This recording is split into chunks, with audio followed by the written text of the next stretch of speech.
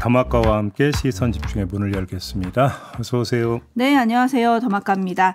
호랑이님이 저 멀리 미국에서도 시선 집중은 꼭 청취하고 있습니다. 라고 인사 보내주셨는데 사실 호랑이님 닉네임이 자주 인사를 해주시는 분이거든요. 그래서 저는 한국에 계신 줄 알았는데 네. 미국에서 매일 챙겨 듣고 계시다는 거였습니다. 미국 서부실까요? 동부실까요?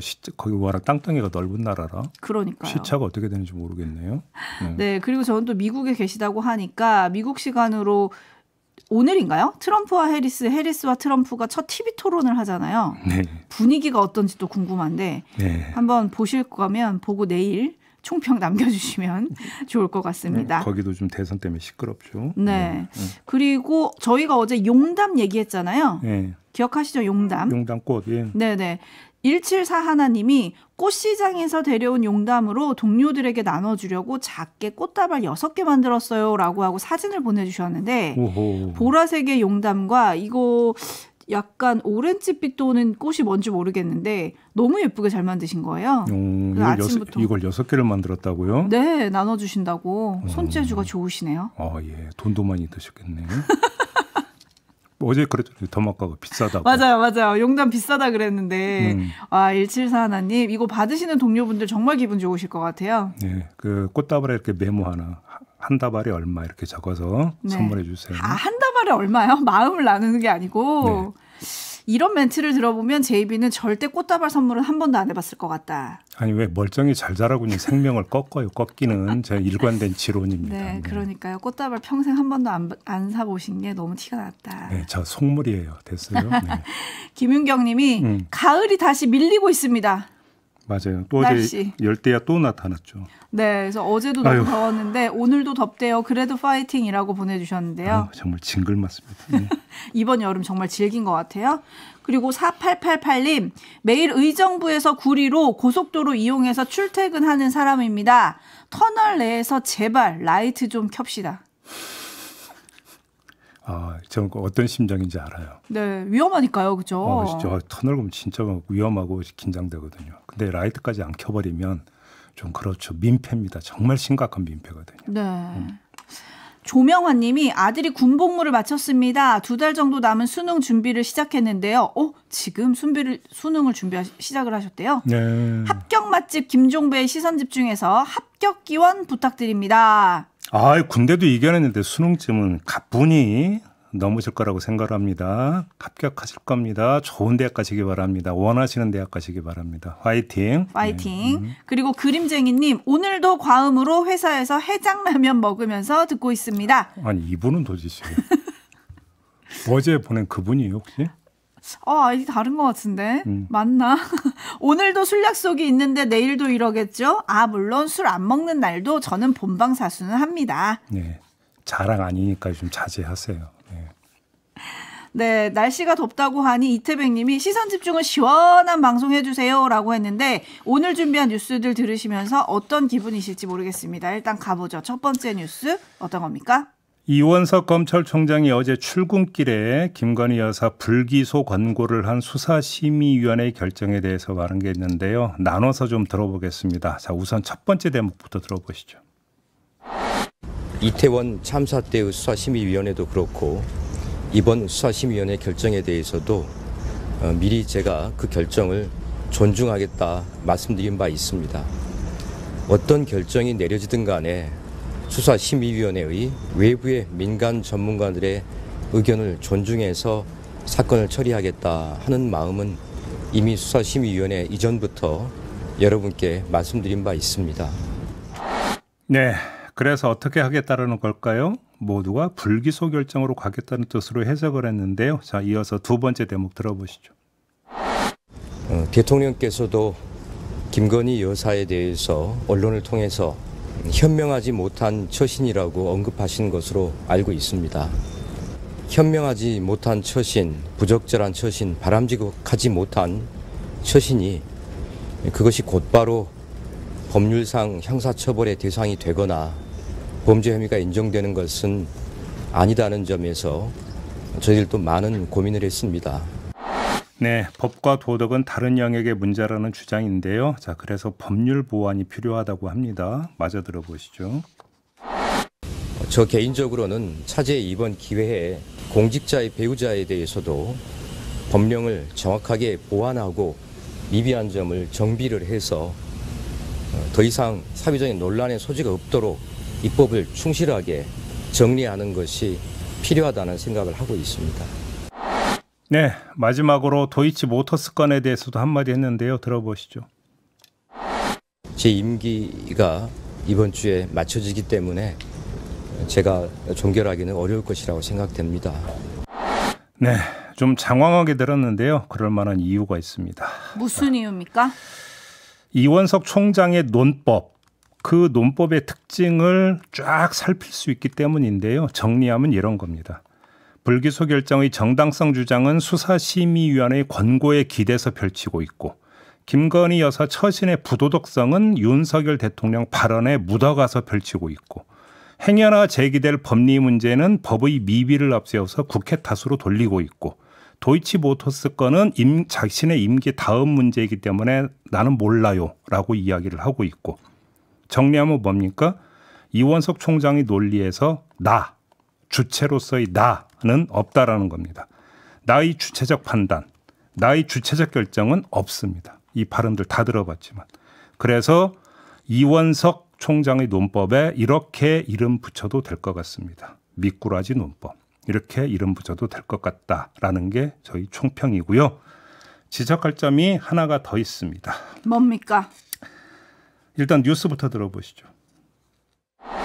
디올백을 건넨 최재형 목사가 신청한 검찰 수사심의위원회가 따로 열립니다. 지난주 김건희 여사에 대해 불기소를 공고한 수사심의위원회는 별도의 절차입니다. 회사원, 교수, 시민단체 관계자 등 15명의 일반 시민으로 구성된 서울중앙지검 검찰시민위원회가 최 목사의 신청을 받아들인 겁니다. 네, 추가로 드릴 말씀이 바로 이건데요. 이원석 총장은 숭늉을 너무 빨리 마셨다. 밥상을 물리려고 했는데 본의 아니게 상이 다시 차려지고 있다라는 사실을 환기시켜 드리는 게 추가로 제가 드려야 되는 말씀입니다. 그래서 어제 출근길과 달리 퇴근길에는 이렇게 말했더라고요. 그것까지 들어보시죠. 임기 내 사건 종료가 좀 힘들 수도 있다는 의견도 있는데 좀 어떻게 보고 계십니까? 우선 내부 검사를 거친 후에 다시 말씀드리겠습니다. 예, 아까 저기 수사심의의 결정은 존중한다고 얘기하지 않았습니까? 이건 내부 검토를 거친다고 이야기하네요. 네. 뭐가 다른 겁니까? 똑같은 수사심의위원회인데 하나는 본인이 소집했고 하나는 부의심의회를 거쳤다는 차이, 이것 때문인 겁니까? 네, 굳이 왜 쪼개기 수사심의위원회가 됐어야 했는가, 뭐 여기에 물음표를 주시는 분들도 많던데, 지금 저희가 오늘 준비한 뉴스가 좀 시원했으면 좋겠다 시작을 했잖아요. 황준호 님이 시작부터 답답하네요. 8998님, 밤고구마 100개 먹은 것 같아요? 라는 의견 보내주셨고요. 보보스님은 이원석 검찰총장의 말을 들으면서 이사자성어가 생각이 나셨나 봐요. 표리부동이라고 보내주셨고, 신원섭하님은 이원석 총장님께 유명한 영화 대사 한마디 들려드리고 싶습니다. 비겁한 변명입니다. 라고 보내주셨고, 마징감님, 지금은 이렇게 말해도 훗날 어떻게 말할지 궁금합니다. 라는 의견 보내주셨고, 공천희님, 법은 상식이라고 하지 않았나요? 왜 규정 탓을 하시죠? 라고 좀 꼬집어 주셨어요. 네, 넘어가겠습니다. 제이비타임즈 다음 주목할 뉴스는요? 윤석열 대통령이 그저께 대통령 관저에서 국민의힘 일부 최고위원과 수도권 중진을 만나서 비공개 만찬을 가졌다. 어제 전해드렸습니다. 네. 자, 이 소식이 전해지자 윤한 관계에 다시 시선이 집중이 됐는데요. 자, 이런 시선을 의식했는지 대통령실 관계자가 이런 말을 했습니다. 수도권 중진 의원이 그러니까 그저께 오후 4시에 번개 요청을 해서 윤석열 대통령이 몇몇 의원과 함께 2시간가량 만찬을 했다. 그중 한 분이 인유한 최고위원인데 의료개혁과 관련해 인유한 최고위원이 의료계의 상황을 말했고 윤석열 대통령이 경청했다. 자, 이렇게 그러니까 설명을 했고요. 한마디 더 했는데 한동훈 대표 등 여당 지도부와의 만찬은 추석 이후로 예정이 돼 있다. 만날 거 아니냐. 뭐 이런 취지의 설명 아니겠습니까? 자, 이 관계자는 나름 설명이라는 걸 했는데 오히려 이 설명이 윤한 관계가 긴밀하지 못함을 방증하는 것일 수도 있다. 이 점을 지적하겠습니다. 어떤 점에서 그런가요? 대통령실 관계자의 설명을 통해서 그려지는 윤석열 대통령의 모습은 뭡니까? 한마디로 이야기하면 열린 리더, 열린 대통령입니다. 중진 의원이 당일 오후에 번개 요청을 해도 스스럼 없이 응하는 격이 없는 열린 대통령의 모습 아니겠습니까? 일단 이렇게 해석을 해봅시다. 자, 윤석열 대통령의 진짜 모습이 이런 거라면 그 열린 태도는 대상을 가리면 안 되는 거 아닙니까? 그렇지 않겠습니까? 그런데 왜 이런 열린 태도를 한동훈 대표에게는 내보이지 않는 걸까요? 이게 앞뒤가 맞는 걸까요? 제가 묻고 있는 게 그거거든요. 그날 만찬 자리에서 의료계 상황을 얘기했다고 하는데 왜 한동훈 대표는 윤석열 대통령에게 번개 신청 한번 못하고 빙빙 돌아서 한덕수 총리에게 그리고 장상윤 사회수석에게 말해야만 했던 걸까요? 의료계 문제 해법에 대해서. 번개 요청을 받아들였다면 이런 일이 있겠습니까? 그렇기 때문에 대통령실 관계자의 설명이라고 하는 게 오히려 역으로 윤한 관계의 실상을 보여주는 설명이기도 하다. 이 점을 말씀을 드리는 거고요. 하나 더 말씀을 드리면 저는 멤버 구성을 누가 했는지가 궁금합니다. 그러면 수도권 중진 의원이 번개 요청을 해서 만났다라는 거잖아요. 그러면 일부 최고위원도 이 수도권 중진 의원이 우리 같이 번개하자 해서 데려간 겁니까? 아니면 수도권 중진 의원이 번개 요청하니까 용산에서 그러면 아무개 최고위원도 같이 봅시다라고 한 겁니까? 만약에 후자라고 한다면 그 선별의 기준은 뭡니까? 이 말씀을 드립니다. 왜냐? 김재원 최고위원도 어제 그런 얘기 했더라고요. 자기도 연락 못 받았다고. 네, 연락 못 받았다. 그러니까요. 누가 멤버 구성한 건지 사실 이게 중요한 거 아닙니까? 그렇게 놓고 본다면. 궁금한데 그건 다들 지금 확인을 안 해주고 있어서 확인하려면 좀 걸릴 것 같고. 예. 현님이 대통령실 해명 들으니 용산은 왜 한동훈 대표에게 더 선을 긋는 것 같을까요? 라고 해주셨고, 링님은 여당 대표와 만남을 추석 이후에 만날 만큼 지금이 한가한가요? 오히려 지금 더 빨리 만나셔야 하는 거 아닌가요? 뭐 이런 의견들이 지금 들어와 있는데 네. 지금 인요한 최고위원은 그동안에 박민수 복지부 2차관 교체를 얘기를 했었거든요. 네. 이거를 또 용산에다 전달을 했을까? 기자들이 또 이걸 궁금해하고 있던데 답은 듣지 못했습니다. 아무튼 공식적으로 나오는 용산의 입장은 인사권은 대통령의 고유한 권한이다. 요 얘기만 계속 반복하고 있는 상황 아니겠습니까? 네, 그리고 한동훈 대표는 지도부와 만찬이 추석 이후에 하겠다. 이게 이제 대통령실의 설명이었는데, 근데 추석이 지나면 윤석열 대통령이 바로 체코 순방을 가거든요. 그러니까 정확하게는 추석 연휴와 체코 순방 이후에 만찬이 이루어질 수 있을 것 같습니다. 네. 네. 그리고 또 지금 중요한 건 여야 의장 협의체가 제대로 열릴 수 있을 것이냐. 이게 또 관건 아니겠습니까, 사실? 근데 이거는 제대로가 아니라 빨리가 중요한 거거든요. 아, 그렇죠. 추석 전에 대화 테이블이 열리느냐. 아니, 그 대입 일정이 있는 거기 때문에 이거는 뭐 일단 열리기만 하면 좋다. 언제라도가 성립이 안 된다라는 겁니다. 이거 같은 경우는. 빨리 열려야 되는 거죠. 그러니까요. 빨리 될지 좀 궁금한데 여야정의 속내 등 자세한 얘기는 저희가 잠시 후 유튜브 연장방송 여야 어때 시간에 좀 짚어드리도록 하겠습니다. 계속 시선 집중해 주시고요. JB타임즈 다음 주목할 뉴스는 어떤 건가요? 서울경제신문이 한 경제단체의 국민연금 보험료율 인상 시 임금 부담 분석 자료를 입수해서 보도를 했더라고요. 경제단체가 익명으로 보도되는 경우도 저는 그렇게 흔하게 보는 장면은 아닌데 아무튼 익명으로 보도가 됐습니다. 이걸 보면 연금개혁안에 따라서 보험료율이 오르면 기업들이 연간 최대 15조 원의 인건비가 급증한다. 이렇게 나왔다고. 이거는 현행 9%에서 13%로 보험료율이 올랐을 때의 얘기고. 자, 두 번째, 지난해 기준 민간 기업의 연간 인건비 총급여가 약 760조 2,800억 정도 했는데 이 수치를 감안하면 보험료율 차등 적용을 했을 경우 그래도 1조 9,767억 원의 임금 부담이 늘어난다. 보고 이 분석 자료에 따르면 이렇게 되어 있다고 합니다. 그래서 서울경제의 보도는 이런 겁니다. 지난해 법인세 인하 효과가 약 3,870억이었으므로 감면된 세제 혜택보다 보험료율 인상 부담이 약 5배 이상 된다. 기업이 짊어져야 되는 게 이게 보도의 요지입니다. 네, 그래서 어떻게 하자는 건가요? 기업에 세제 혜택을 더 줘야 한다라는 건데요. 법인세와 상속증여세 등의 개편을 추진해야 한다고 경제단체 고위 관계자가 말했다. 이렇게 보도를 했더라고요. 근데 가뜩이나 세수 펑크가 심한 마당에 또 감세 주장이냐라는 얘기는 둘째치고 이 점을 한번 말씀드려 보겠습니다. 도대체 여기서 상속증여세가 왜 나와야 되는 겁니까? 이해가 잘 안 되고요. 두 번째, 법인세는 주로 이익을 본 회사가 내는 세금입니다. 하지만 손해를 본 기업들도 국민연금 절반 부담은 똑같이 하고 있습니다. 그럼 결국 감세 혜택이 어느 기업으로 가는 겁니까?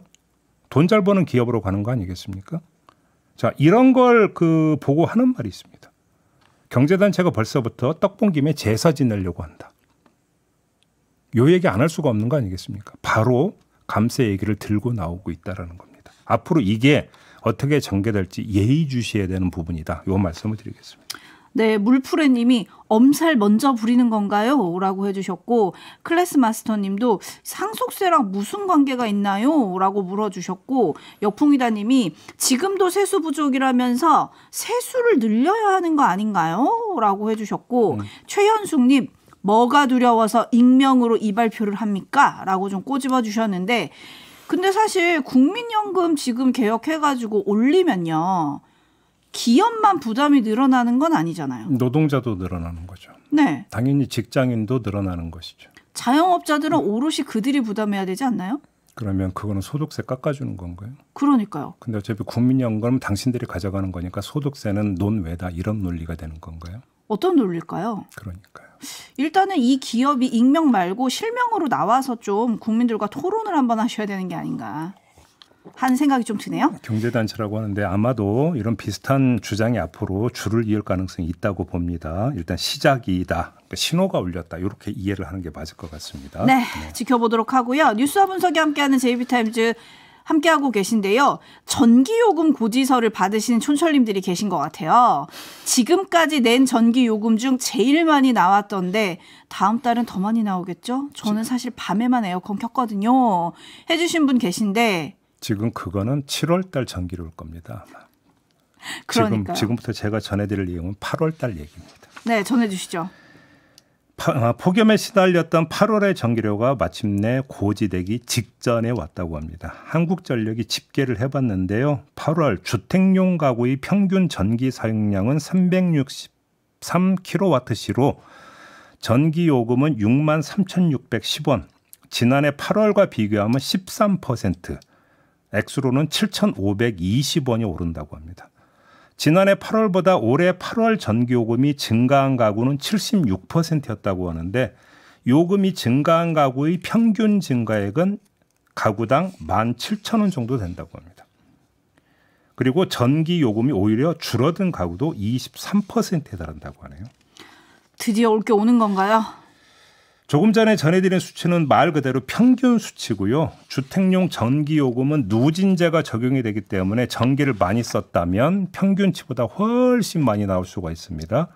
실제로 38만 가구는 10만 원 이상, 그다음에 75만 가구는 5만 원에서 10만 원 정도 전기요금을 더 내야 된다고 하고요. 3만 원에서 5만 원 정도 더 내야 되는 가구도 126만 가구를 헤아린다고 합니다.